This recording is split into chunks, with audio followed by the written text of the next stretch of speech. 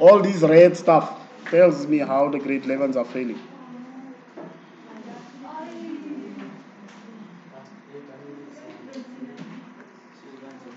If you have a line y equals to 2x plus 8, the first thing you need to do is you need to know where does this line cross the x-axis. And what is the equation of the x-axis? What is the equation of this line? Is y equals to 0. So it means you are supposed to take this 2x plus 8, let it equal to 0. If you do that, you will know the coordinate of A. So that is like 2x is equal to negative 8. That is going to be x equals to negative 8 divided by 2, which is negative 4. So in hindsight, this here is negative 4, 0. Which means it's 4 units from the origin, and it must be 5 units up to B, because the whole thing must be 9 units. So in order for you to find the coordinate, the value of B, you will be saying, okay, B's coordinate will be that negative 4, but I must add 9, and it will be 0. So that will be 5, 0. From negative 4 all the way up to 5 is 9 units. That's how you do that. Because if I was to give you a grid, and I say draw the line y equals to 2x plus 8, you'll see that this line cuts the y-axis at negative, the x-axis at negative 4. You see that? But in order for you to know where it cuts, you need to be able to make x or the y equals to 0. That's the first thing you're supposed to do. So now you have got A, now you've got B. Now you can find the value of M. They are saying that these two lines are parallel. When lines are parallel, they have got equal gradients, which means this line will be y equals to 2x. The only thing you are supposed to find is where does it cut the y-axis. In order for you to do that, you must take this point B and you substitute that point B for x and for y into that. So that means you'll be saying y equals to 2x plus c, and y is 0, x is 5, what will be the value of c? And you will realize that c will equals to negative 10. 2 times 5 is 10, and it goes over. So this is negative 10, and that's 2. That 2 is very easy to deduce. So the equation of this line is y equals to 2x minus 10. Because it's all the way here down. That's how you were supposed to do that. For finding that value of c, it's 3 marks. This 2 is just, this is worth 3 marks. This is just worth 1 mark, because when you're told that gradients are parallel, it means they are equal. There's nothing here that you are doing. There's no mathematics, no calculation.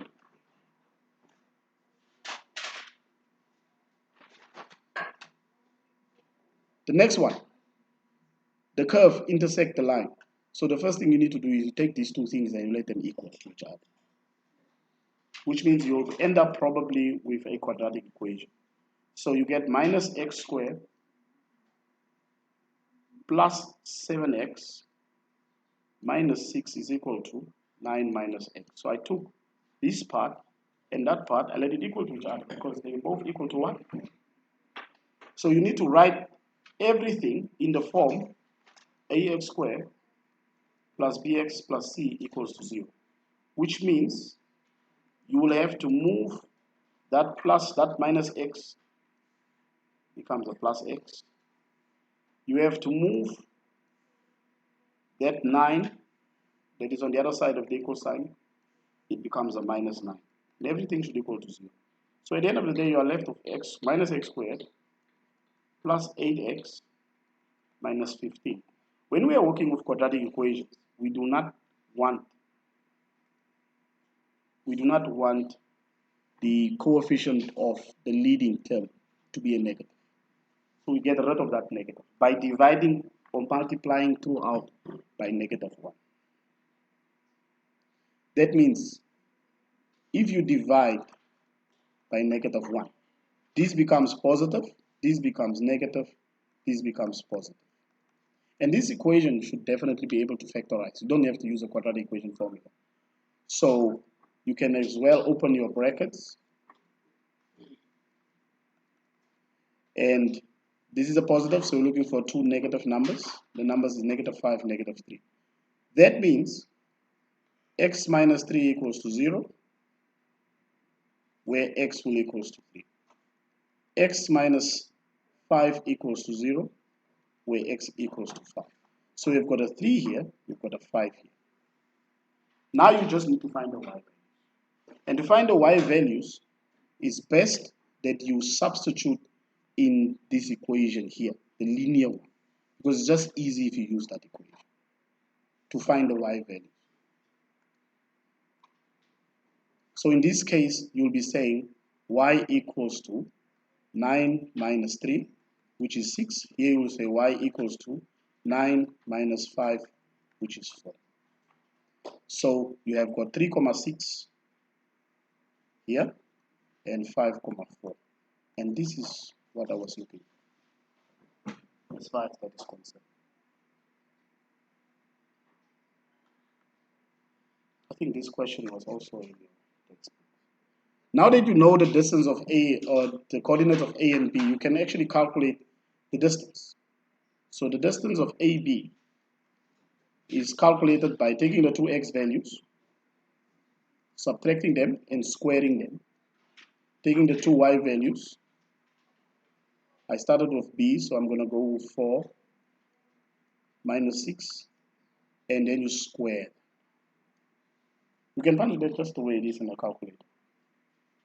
You are going to end up getting 2 root 2, which is something like 2,83 units, more or less. In the exam, if you leave your answer like this, it will be 100% correct, because this is what we call surd form. And surd form is more accurate.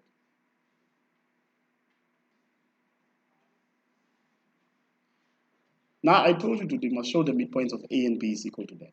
Our point A, if you have to go back, our point A is 3,6. Our point B was 5,4. These are the only points you're supposed to use, not your own funny points there, so that you can squeeze and get 4,5. That's rubbish. Midpoint, just get the two x values, you add them. You say 3 plus 5 upon 2. Two y values, 6 plus 4 upon 2. If you have a Kamagochi, maybe put this in brackets, otherwise your calculator will give you a wrong answer. These will give you what we referred. There's where the mark comes from, not from this, because that is key. You're not supposed to use your own funny points. When you are supposed to find the perpendicular bisector, the line that cuts line AB, this line, with that 2.83 units, you want to cut that line in half. So that means you must tell me what are the coordinates, right? What are the coordinates of point A? Coordinates of point A?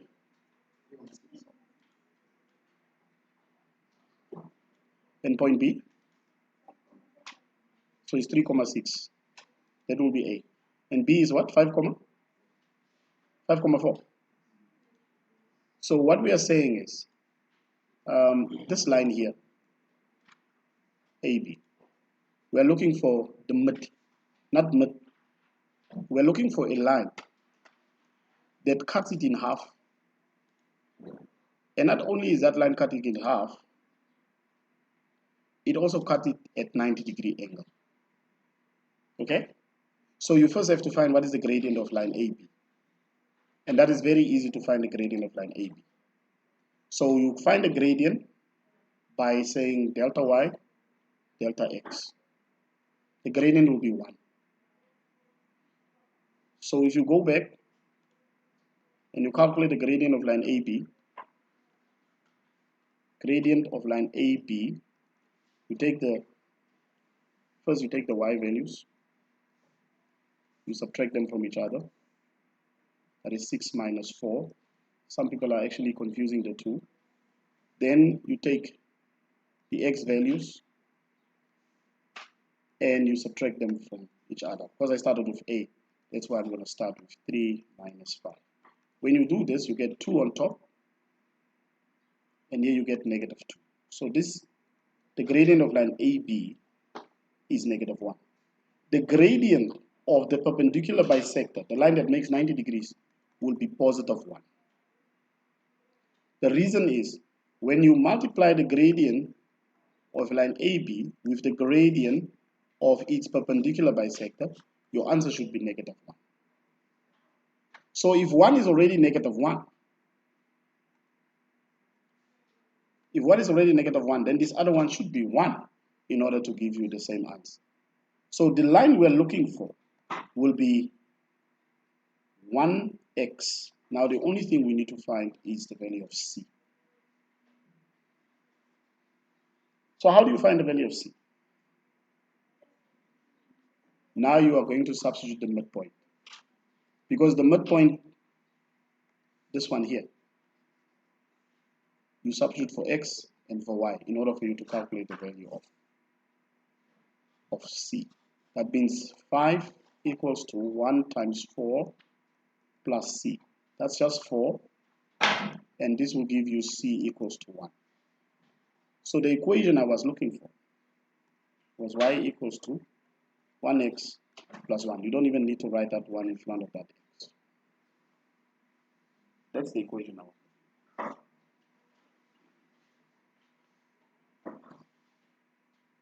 This is a mess.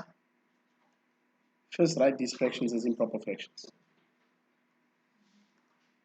That's 3 over 2 x minus 9 over 4. Now, what is the LCM? It's 4, right? So you multiply by 2. You multiply by 2. So this one will be 6x on top minus 9. So you just have to get rid of this 4. And how do you get rid of this 4? You multiply here by 4 and that side by 4. So now you'll have 4y equals to 6x minus 9. So you're nearly done. That y term must go over.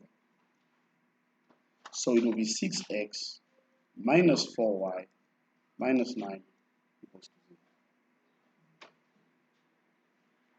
0. That means you can write equations in different forms. You can write them in y equals mx plus c or ax plus by plus c equals to 0. That's how this one is supposed to be done. Then you are given 2 points and they are saying the gradient equals to that. So take the y value, subtract them from each other. That means you are going to say 7 minus 3 over. Now you started with that, so you can perhaps also start with k minus 2. Doesn't matter. Let it equal to 2 over 3.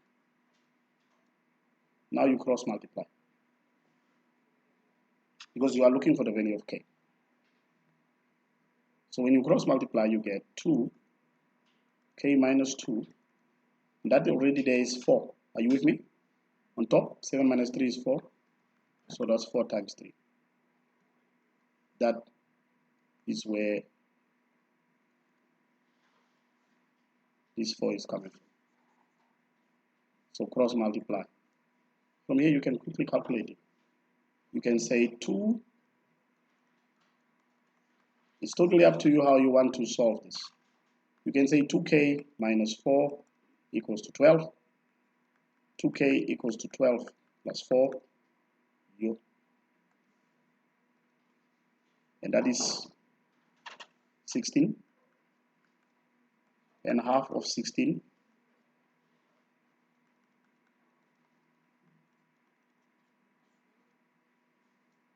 the easiest 2 marks. This one was poorly answered. For a question like that, people had no idea what they are doing.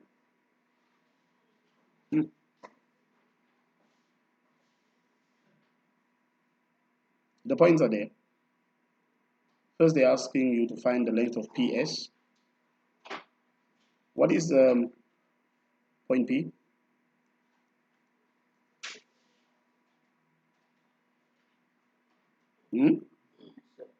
What is point P? And the other one?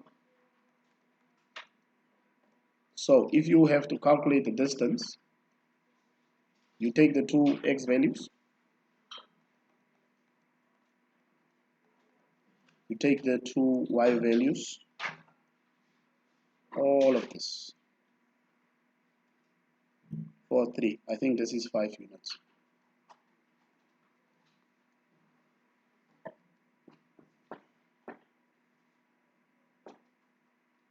What's that? Yes, I can't see what you're showing me.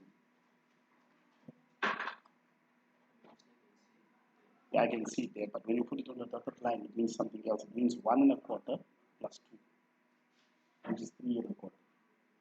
You see what I'm saying? You can't make this type of mistake because this now doesn't make any sense mathematically, because this is a line. This is the equation of a line, y equals to 3/4. I wanted to see that because you're supposed to write it in the equation. And the equation should be in the form y equals mx plus c. At least you got a 1 for that. So you learn your lesson not to forget that. Whatever you carry over the dotted line, you must be careful. Because I can't mark that because now it doesn't make sense mathematically. Okay?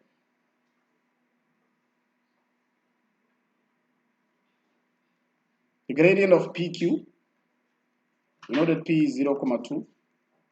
And what is Q? 4,7. The gradient of PQ, starting with P.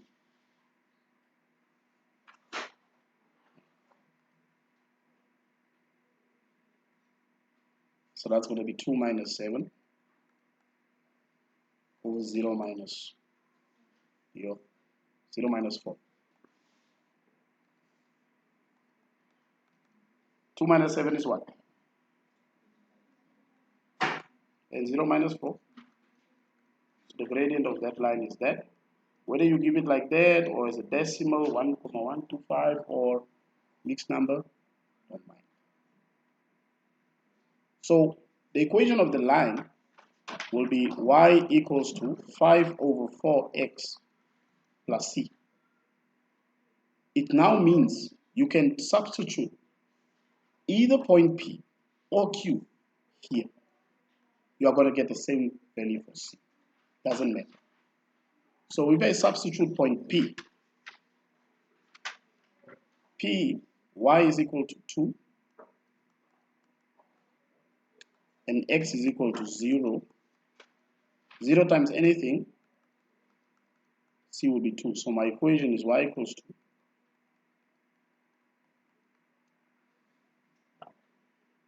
The gradient is always given as a fraction because the gradient means something. It means vertical distance divided by horizontal distance.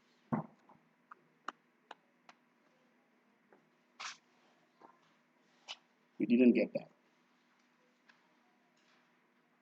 Then you're told this is a parallelogram. There's something that you need to look at. The distance from P to Q, distance from this to here. We know from our work this is 5 units. Okay? You also know something. The diagonals of a parallelogram. That means if I was to draw a line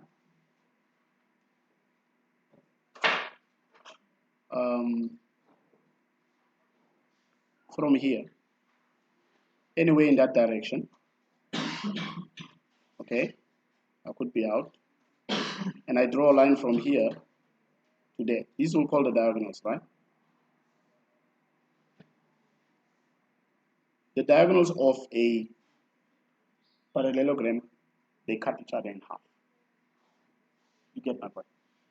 So if you look at this line, it's very easy to see what is the half of this line, because it's 1, 2, 3, 4, 5, 6, 7, 8 units. So this will be the midpoint. So how far P is from that midpoint, that's where R will be. And the way you count it, you just go 1, 2, 3, 4. Okay? And 1 up. So you count again. 1, 2, 3, 4. And 1 up. So point R will be. And the coordinates of point R is 8, 4. Just so you know, if you were to calculate the distance of PQ, and you can calculate the distance of PQ, you'll get that. The formula to calculate the area of a parallelogram is base times height. So we know what R is. R is 8,4. It is area of parallelogram is base times height, perpendicular height, which in this case was 5 times that. When you multiply that, you don't get 32 exactly. Be careful what you see in your textbook. What is it?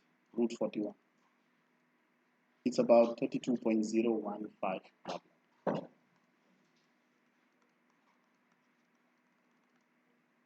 Units squared. Your textbook is only giving you that answer. But that answer is given to the nearest whole number.